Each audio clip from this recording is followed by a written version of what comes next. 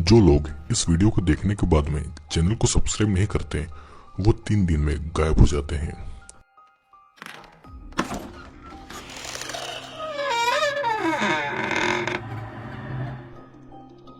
Hello दोस्तों, I hope आप सभी लोग ठीक होंगे। तो आज मैं आपके लिए लेकर आया हूँ एक रियल इंसिडेंट पर बेस्ड मूवी जिसका नाम है ईडन। ये एक रियल इंसिडेंट पर बेस्ड मूवी है। तो आप अगर चैनल पर नए हैं और चैनल को सब्सक्राइब नहीं किया है तो अभी चैनल को सब्सक्राइब करके बेल नोटिफिकेशन ऑल कर लीजिए। मूवी की स्टार्टिंग में एक कार की डिक्की में जे नाम की एक लड़की बंधी हुई थी। उसके हाथ पैर और मुंह सब बंधा हुआ था। वो भागने की कोशिश कर रही थी लेकिन वो किडनैप करने वाला आदमी बस सिगरेट पी रहा था और वो फिर उस डिक्की को वापस बंद कर देता है। अब मूवी इस इंसिडेंट के एक दिन पहले आती है। ये बात 1994 की है, जहाँ पर जे नाम की एक टीनेज लड़की थी जो अपने फैमिली के रेस्टोरेंट पर काम करती थी और वो चोरी छुपे अपनी फ्रेंड एबी के साथ में सिगरेट पिया करती थी। यह एबी उसे शाम को अब बार में चलने को कहती है और उसके पास बार में जाने के लिए एक फेक आईडी कार्ड भी था क्योंकि जे अभी भी 18 साल की नहीं हुई थी। जे के पिता को पता था कि वो सिगरेट पीती है लेकिन वो उसकी मॉम को नहीं बताते और ये उन दोनों के बीच एक स्वीट सा रिलेशन शो करता है। फिर उसके पिताजी उसे एक रिंग देते हैं जो कि उनकी पुरखों की निशानी थी। अब रात को एबी और जे अपनी फेक आईडी से बार में जाते हैं क्योंकि जे 18 साल की नहीं हुई थी और ये सब उसके लिए एक नया एक्सपीरियंस था। वहाँ पर दोनों शॉट्स लेते हैं एंड देन एबी की नजर एक चार्मिंग लड़के पर पड़ती है जो कि फायर फाइटर की ड्रेस पहने हुए था और वो उसके लिए ड्रिंक ऑफर करता है। जिसके बाद दोनों में बातचीत होती है और एबी दोनों को बात करने के लिए अकेला छोड़ जाती है। फिर अब ये लड़का जे को घर तक छोड़ने के लिए राइड ऑफर कर रहा था। दोनों कार से जे के घर की ओर जाते हैं लेकिन जे के घर पहुंचने से पहले ही ये लड़का गाड़ी को बीच में रोक देता है और वो जे को किस करने लगता है। जे को ये पसंद नहीं आता और ये फायर फाइटर उस कार से उतरकर पीछे वाली कार में बैठे किसी आदमी से बात करने के लिए जाता है जो कि जे को बड़ा अजीब लगता है और वो देखती है कि जिस कार में वो बैठी है उसमें उस लड़के की बहुत सारी यूनिफॉर्म है जो कि नकली है और वो भागने की कोशिश करती है एंड देन जल्दी ही वो आदमी उसे पकड़ लेता है और अचानक सब ब्लैंक हो जाता है। सीन कट होके एक पुलिस ऑफिसर बॉब पर आता है जो कि किसी फार्म में जा रहा था। वहाँ पर 2 ऑफिसर पहले ही थे और उन्हें एक लड़की की डेड बॉडी मिली थी। उस लड़की के पैर में एक ट्रैकर भी था और पुलिस इन्वेस्टिगेशन आगे नहीं बढ़ पाए इसलिए बॉब वहाँ मौजूद दोनों को मार डालता है। सीन फिर से जे पर आता है जो कि अब एक ट्रक में बैठी हुई थी और वहाँ पर और भी कई सारी लड़कियां थी। उसे नहीं पता था कि उसके साथ क्या होने वाला है। ट्रक एक जगह आकर रुकता है जहाँ एक आदमी उसे खींचकर बाहर निकालता है। वो अब एक ऑपरेशन थिएटर में थी जहाँ पर एक बूढ़ी नर्स आती है जो कि जे को एक इंजेक्शन लगाती है और जे बस डर के मारे चिल्ला रही थी।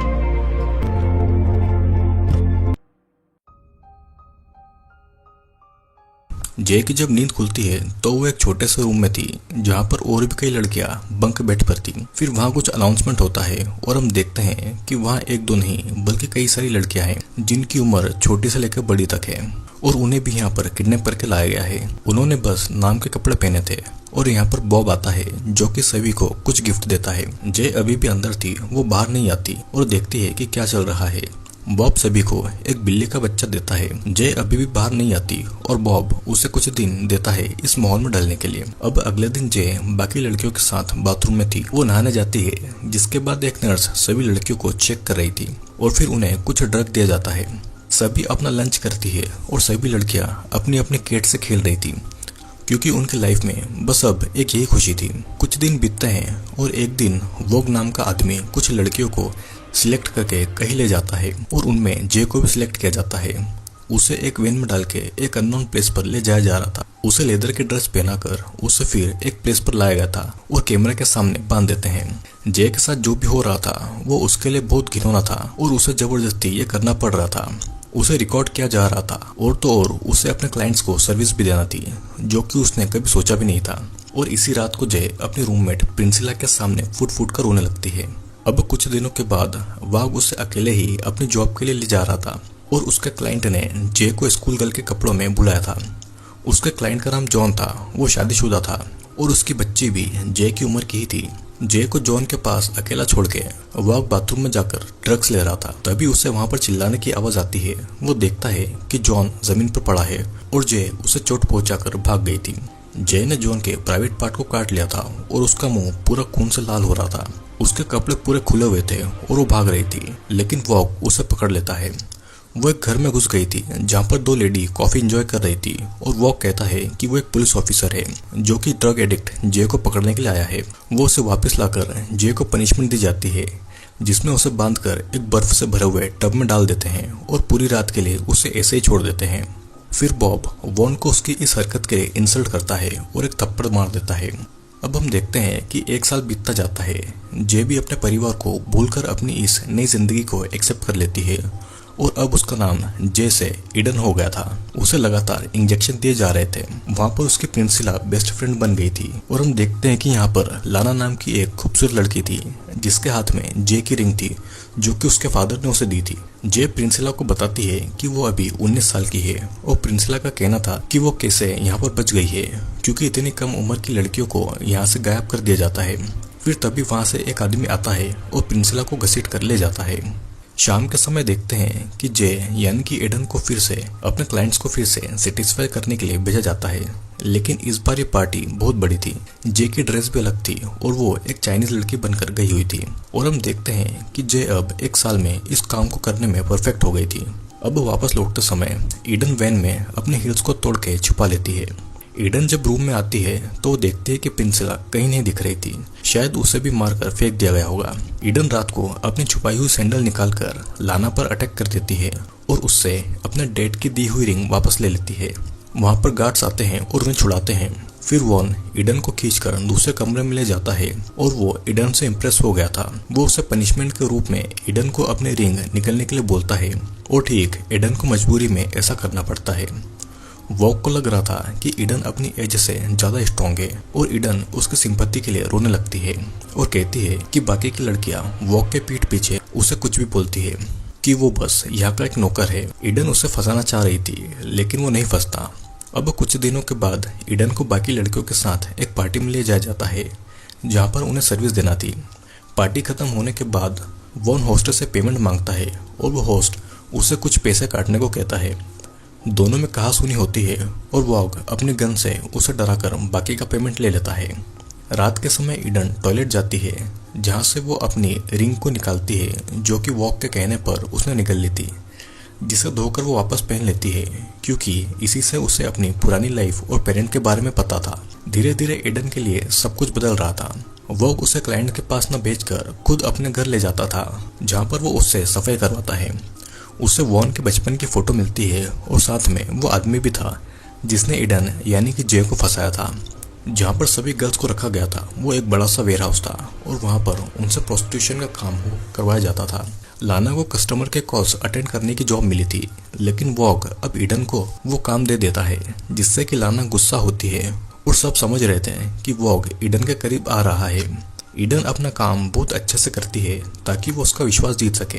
और इधर हम देखते हैं कि बॉब एक सेमिनार में है और वो ह्यूमन ट्रैफिकिंग और ड्रग के ऊपर स्पीच दे रहा है, जिसके बाद में एक ऑफिसर उसे मिलता है जो कि ह्यूमन ट्रैफिकिंग पर ही काम कर रहा था। वो बॉब से उस केस के बारे में पूछता है जब द पुलिस ऑफिसर को मार दिया गया था, जो कि असल में बॉब ने ही किया था। और वहाँ पर मिली उस लड़के के पैर में ट्रैकर था जिससे कि असली गुनाहगार तक पहुंचा जा सकता था। और ये सब सुनने के बाद में बॉब को समझ आ गया था कि अब उसके लिए मुश्किल और बढ़ने वाली है। यहाँ पर वॉग ईडन को अपने साथ कहीं ले जाता है जहाँ पर बॉब उसका इंतजार कर रहा था। वॉग की वैन में से 2 लाशें भी थी जिन्हें वो ठिकाने लगाने के लिए लाया था और इनमें से एक लाना की लाश थी। वो उसे बीच लेक में लाकर पानी में डाल देते हैं और एक बार फिर बॉब वॉग की इंसल्ट करता है, जिससे गुस्से में आकर वॉग बॉब को पीछे से अटैक करता है और मार डालता है और बॉब की भी डेड बॉडी को ठिकाने लगा देता है। अब कुछ दिन के बाद वॉग ईडन को एक अनजाने घर ले जाता है जहाँ के लोगों को पता था कि उन्होंने बॉब के साथ क्या किया है। ईडन को अब वॉशरूम जाना था और वो अंदर जाकर देखती है कि उस घर में एक छोटा सा ऑपरेशन थिएटर था। ईडन को वहाँ पर एक रूम का दरवाजा भी खुला हुआ दिखता है जिसके अंदर प्रिंसिला थी और वो प्रेग्नेंट थी। प्रिंसिला को वहाँ पर कुछ महीनों पहले लाया गया था, लेकिन ईडन को नहीं पता चल रहा था कि प्रिंसिला को ऐसे यहाँ पर क्यों रखा गया है। जब प्रिंसिला चिल्लाने की कोशिश करती है तो ईडन उसे चुप रहने का कहकर बाहर चली जाती है, जहाँ पर सभी न्यूज़ देख रहे थे जिसमें बॉब के मरने की खबर थी। लौटते समय ईडन ड्राइव कर रही थी और वॉग उससे पूछता है कि क्या उसने घर में कुछ देखा और वो उसे बस उस ऑपरेशन थिएटर के बारे में ही बताती है। वॉग को फिर भी कुछ अजीब लग रहा था।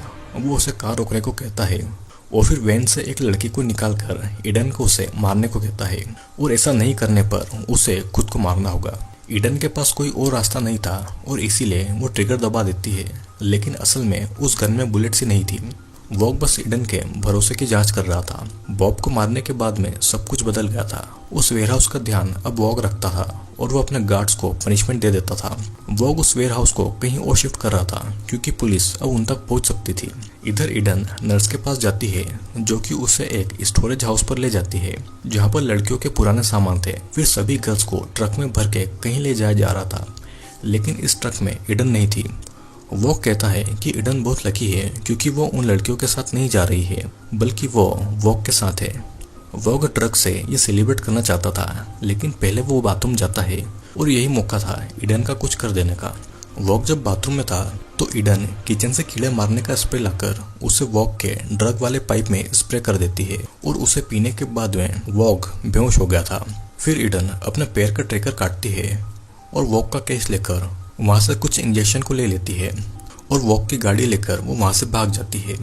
लेकिन वो अपने घर नहीं जाती, वो पहले उस घर जाती है जहाँ पर प्रेग्नेंट प्रिंसिला को कैद किया हुआ था और जिस आदमी ने प्रिंसिला को कैद किया था वो उस आदमी को पैसे के बदले उसे छोड़ देने के लिए बोलती है, लेकिन वो आदमी नहीं मानता और इसीलिए ईडन उसे वो इंजेक्शन देकर मार डालती है।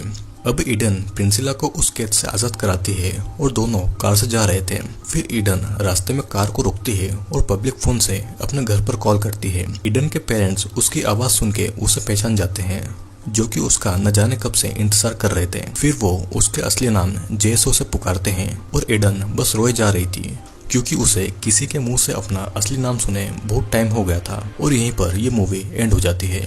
दोस्तों, असल में ये मूवी जोंग किम की लाइफ पर बेस्ड है, जो कि असली जे है। किम साउथ कोरिया में पैदा हुई थी और उसे यूएसए से किडनैप कर लिया गया था। जोंग किम आज एक एक्टिविस्ट है और ह्यूमन ट्रैफिकिंग के अगेंस्ट काम करती है।